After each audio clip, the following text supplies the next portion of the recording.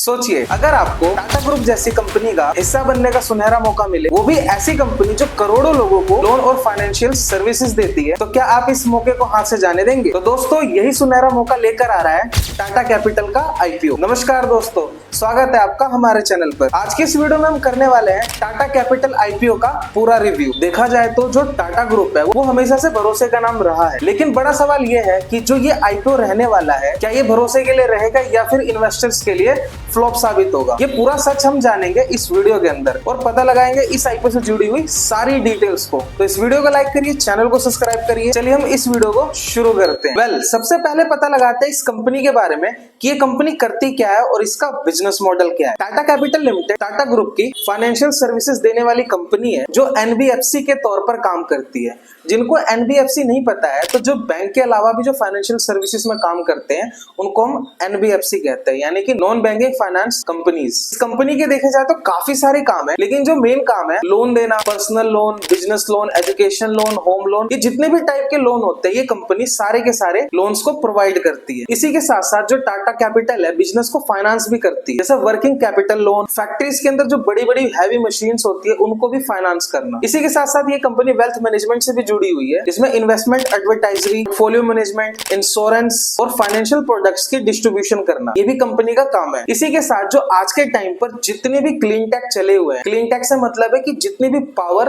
और रिन्यूएबल्स वाली कंपनियां हैं उनको फाइनेंस करने का भी ये कंपनी काम करती है। इस कंपनी के पूरे भारत के अंदर 1500 से भी ज्यादा ब्रांचेस है जो 27 स्टेट्स के अंदर फैले हुए हैं। अगर हम कुल मिलाकर आसान भाषा में कहें तो टाटा कैपिटल लोगों को और साथ में कुछ कंपनियों को अलग अलग तरह के लोन और इन्वेस्टमेंट सर्विसेज प्रोवाइड करती है। साथ ही में डिजिटल और ऑनलाइन नेटवर्क से ये पूरे इंडिया के अंदर अपने बिजनेस को चला रही है। ये तो हमने देख लिया कि कंपनी करती क्या है और इसका बिजनेस मॉडल क्या है। अब हम बात कर लेते हैं इस आईपीओ से जुड़े हुए इंपॉर्टेंट टाइमलाइंस और डिटेल्स के बारे में। आप स्क्रीन पर देख सकते हैं, अगर मैं बात करूंगा इस आईपीओ के अंदर अप्लाई करने के डेट की, तो आप इस आईपीओ के अंदर 6 अक्टूबर से लेकर के 8 अक्टूबर के बीच में अप्लाई कर सकते हैं। और इस आईपीओ का जो अलॉटमेंट है वो 9 अक्टूबर को पता लग जाएगा। और इस आईपीओ की जो अलॉटमेंट है MUFG के साइट पर आएगी, जिसका मैंने ऑलरेडी लिंक डिस्क्रिप्शन में मेंशन कर दिया है।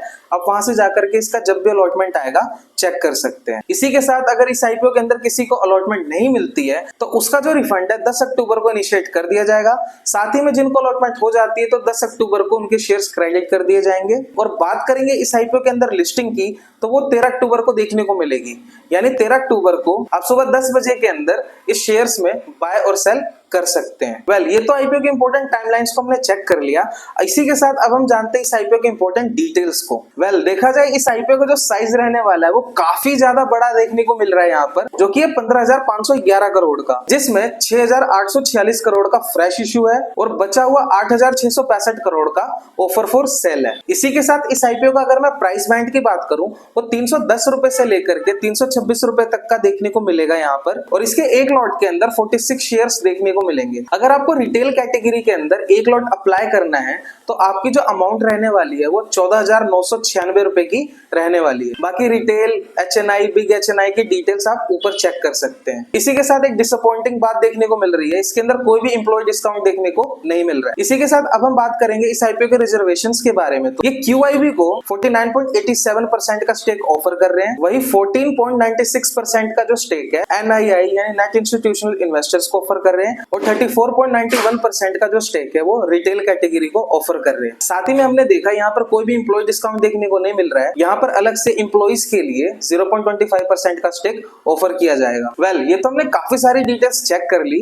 अब हम बात कर लेते हैं इस कंपनी के फाइनेंशियल्स के बारे में और पता लगाते हैं इसके फाइनेंशियल्स क्या कह रहे हैं हमसे। फाइनेंशियल जानने से पहले मैं आपसे एक छोटी सी रिक्वेस्ट करना चाहूंगा, अगर आप हमारी वीडियो पर पहली बार आए हैं तो प्लीज इस वीडियो को लाइक करके चैनल को जरूर सब्सक्राइब करें। हम बहुत ही ज्यादा मेहनत से और हार्डवर्क से स्टॉक मार्केट के डिटेल वीडियोस लेकर आते हैं, ताकि कहीं ना कहीं आपकी लाइफ में एक वैल्यू ऐड हो सके और आप अच्छा डिसीजन ले सके। तो प्लीज इस वीडियो को लाइक करके हमारे चैनल को जरूर सब्सक्राइब करें। अब हम जानते हैं इस कंपनी के फाइनेंशियल्स के बारे में। इस कंपनी का जो मार्केट कैपिटलाइजेशन होने वाला है वो 1,38,382 करोड़ का रहने वाला है। इसी के साथ इस कंपनी के कुछ नंबर्स अब हम चेक कर लेते हैं। कल देखा जाए जो इनकी बैलेंस शीट है वो काफी इसके अंदर बड़े और दमदार नंबर देखने को मिल रहे हैं। शुरुआत करते हैं इसके एसेट से। आप स्क्रीन पर देख सकते हैं 2023 के अंदर जो इनके एसेट्स थे 1,35,626 करोड़ के थे। मार्च 2024 में ये बढ़कर हो जाते हैं 1,76,693 करोड़ के, और जून 2025 आते आते इसके जो एसेट्स हैं 2,52,254 करोड़ के हो जाते हैं। इनके एसेट्स के अंदर बहुत ही ज्यादा मैसिव जंप देखने को मिल रहा है। इसी के साथ अब हम बात कर लेते हैं टोटल इनकम के बारे में, यानी रेवेन्यू के बारे में। कंपनी के बिजनेस से और कारोबार से कंपनी के पास कितना पैसा आया। 2023 के अंदर 13,637 करोड़ आया था। 2024 में ये बढ़कर हो जाता है 18,198 करोड़, और 2025 में ये ऑलमोस्ट डबल हो जाता है, जो कि हो जाता है 36,061 करोड़। इनका जो रेवेन्यू है वो बहुत ही अच्छे खासे नंबर से यहाँ पर बढ़ते हुए देखने को मिल रहा है। इसी के साथ अब हम बात कर लेते हैं प्रॉफिट्स के बारे में। तो 2023 के अंदर जो इनका प्रॉफिट आफ्टर टैक्स था ये 2,945 करोड़ का था। 2024 में ये अच्छा खासा इंक्रीज होकर हो जाता है 3,326 करोड़ का। इनका जो प्रॉफिट है 2025 के अंदर 4,695 करोड़ का हो जाता है। इनका जो प्रॉफिट है वो साल दर साल अच्छा खासा इंक्रीज होते हुए देखने को मिल रहा है। इसी के साथ अब हम बात कर लेते हैं कंपनी के नेटवर्थ के बारे में। क्या कंपनी की वैल्यू बढ़ी है? 2023 के अंदर 17,959 करोड़, 2024 में 23,540 करोड़, और 2025 के अंदर 32,761 करोड़। तो कुल मिला के जो इनकी नेटवर्थ है यहाँ पर बढ़ते हुए देखने को मिल रही है। इसी के साथ अब हम बात कर लेते हैं कंपनी के रिजर्व एंड सरप्लस के बारे में, यानी उन पैसों के बारे में जो कंपनी के बुरे वक्त के लिए या फिर आने वाले एक्सपेंशन ग्रोथ के लिए कंपनी के पास एडिशनली रखे होते हैं। तो 2023 के अंदर 11,899 करोड़, 2024 में 18,121 करोड़, और 2025 में 29,260 करोड़ के इनके रिजर्व एंड सरप्लस मेंटेन होते हुए यहाँ पर देखने को मिल रहे हैं। इसी के साथ अब हम पता लगाते हैं कंपनी के ऊपर बोरोइंग्स कितनी है, यानी कि कंपनी के ऊपर टोटल लोन कितना है। वेल देखा जाए जो फाइनेंस की कंपनियां होती हैं उन सभी कंपनियों के ऊपर अच्छा खासा लोन देखने को मिलता है, क्योंकि जो इनका काम होता है वो फाइनेंशियल से ही जुड़ा होता है। वो एक जगह से लोन लेकर के दूसरी जगह पे लोन डिस्ट्रीब्यूट करती है और उसी से इनकम अपनी जनरेट करती है। तो 2023 के अंदर 1,13,335 करोड़, 2024 में 1,48,185 करोड़, 2025 में 2,11,851 करोड़ की बोरोइंग्स देखने को मिल रही है। तो कुल मिलाकर मैं ये कहना चाहता हूँ इस कंपनी का जितना मार्केट कैपिटलाइजेशन नहीं है उससे ऑलमोस्ट डबल का इनके ऊपर लोन है। इसी के साथ कुछ और हम फाइनेंशियल डिटेल्स को चेक कर लेते हैं। कंपनी का जो ROE है 12.6% का यहाँ पर देखने को मिल रहा है। इसी के साथ जो कंपनी का डेट टू इक्विटी रेशियो है वो 6.60 का देखने को मिल रहा है। जैसा कि मैंने बहुत सारी वीडियोस में अपने कहा है कि किसी भी कंपनी का जो डेट टू इक्विटी रेशियो अगर 2 से ज्यादा है उस कंपनी को हम काफी ज्यादा कर्जे में डूबी हुई कंपनी मान लेते हैं। इस कंपनी का जो PE रेशियो रहने वाला है वो ऑलमोस्ट 36 का देखने को मिल रहा है। वेल ये तो हमने कंपनी के फाइनेंशियल नंबर्स और इनकी फाइनेंशियल डिटेल्स को चेक कर लिया। अब हम बात कर लेते हैं इस कंपनी के GMP के बारे में। फिलहाल इस कंपनी की जो GMP है वो 19 रुपए की यहाँ पर देखने को मिल रही है। अगर मैं परसेंटेज टर्म्स की बात करूं वो निकल कर आ जाती है 5.83% की। बाकी ये जो GMP है वो टाइम टू टाइम चेंज हो जाती है, तो इसके ऊपर हम रिलायबल नहीं रह सकते। अगर आपको टाइमली स्टॉक मार्केट की डिटेल्स और IPO की GMP को ट्रैक करना है तो आप हमारे टेलीग्राम ग्रुप से जुड़ सकते हैं,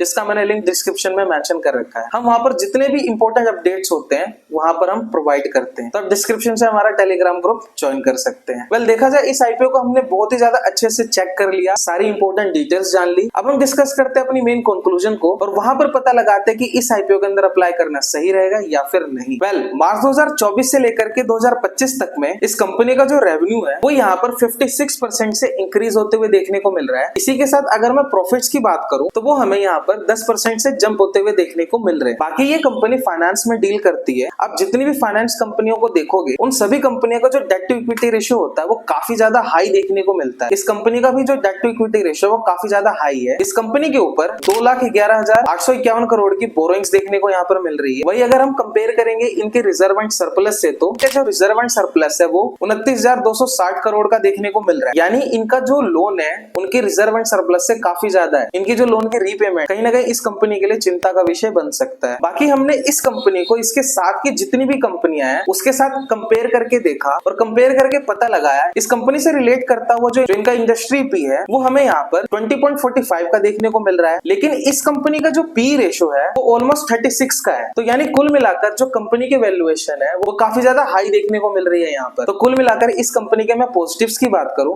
कंपनी का बिजनेस मॉडल अच्छा है, कंपनी का ऑर्डर बुक भी शानदार देखने को मिल रहा है यहाँ पर, कंपनी को आने वाले टाइम में काफी ज्यादा बिजनेस भी मिल सकता है यहाँ पर। इसी के साथ इस कंपनी के कुछ नेगेटिव पॉइंट्स की बात करूं, वेल देखा जाए फाइनेंस की कंपनी के ऊपर लोन तो होता है लेकिन इस कंपनी के ऊपर कुछ ज्यादा ही लोन देखने को यहाँ पर मिल रहा है, जो कि कहीं ना कहीं आने वाले टाइम में एक चिंता का विषय बन सकता है। इसी के साथ अगर मैं वैल्यूएशन की बात करूं, इसके जो साथ की कंपनियां है वो काफी ज्यादा अंडर वैल्यू, लेकिन जो ये कंपनी की जो वैल्यूएशन है वो काफी ज्यादा हाई देखने को मिल रही है। जो इस कंपनी का प्राइस रहने वाला है वो कहीं ना कहीं इस कंपनी की जो वैल्यूएशन है उसको जस्टिफाई नहीं करेगा। अब सवाल आता है कि इस कंपनी के अंदर हम क्या करें। इसका जवाब डिपेंड करता है कंपनी की जीएमपी के ऊपर। इस कंपनी की जो जीएमपी है वो आने वाले टाइम में इंक्रीज करती है तो आप लिस्टिंग गेन के लिए अप्लाई करने का सोच सकते हैं। इस आईपीओ की जीएमपी आने वाले टाइम में अच्छी खासी देखने को नहीं मिलती है तो इस आईपीओ को अवॉइड ही करना बेहतर रहेगा। बाकी इस वीडियो को यहाँ तक देखने के लिए दिल से धन्यवाद। चैनल सब्सक्राइब नहीं किया तो चैनल जरूर सब्सक्राइब करें। अगर आप म्यूचुअल फंड्स के बारे में जानना चाहते हो और सीखना चाहते हो म्यूचुअल फंड्स क्या है और इनको हम कैसे सेलेक्ट करते हैं तो आप हमारी ये वाली वीडियो को चेक कर सकते हैं। वीडियो के अंदर हमने बिल्कुल ही डिटेल में बताया कि म्यूचुअल फंड्स क्या होते हैं और ये कैसे काम करते हैं। मैं मिलूंगा इस वीडियो के अंदर, तब तक के लिए आप अपना ख्याल रखिए। Good bye,